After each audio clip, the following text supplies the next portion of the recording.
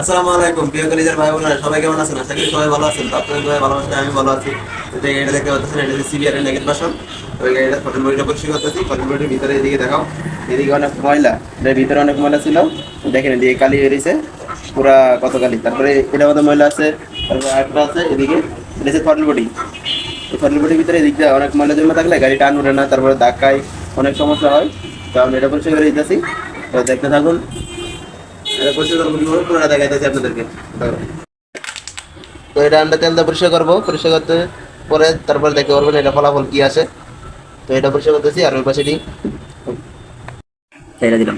এটা দেখেন কত ময়লা আছে চিপাই, এটা পরিষ্কার করার পরে দেখতে পারবেন কতটুকু পরিষ্কার হয় এটা। এদিকে ময়লা আছে চিপাই, এদিকে এটা ভিতরে পরিষ্কার করবো, পরিষ্কার করে তারপর আপনাদেরকে দেখাবো।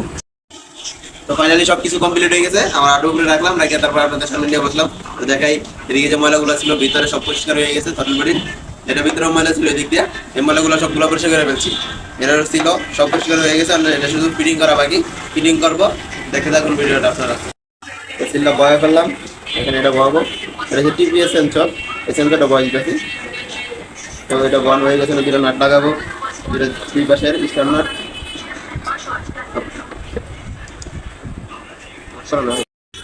তো আমি এটা লাগাই দিচ্ছি উপরে যে সিলটা থাকে, এই সিলটা বন্ধ হয়ে গেছে, এটা বয়া দিলাম।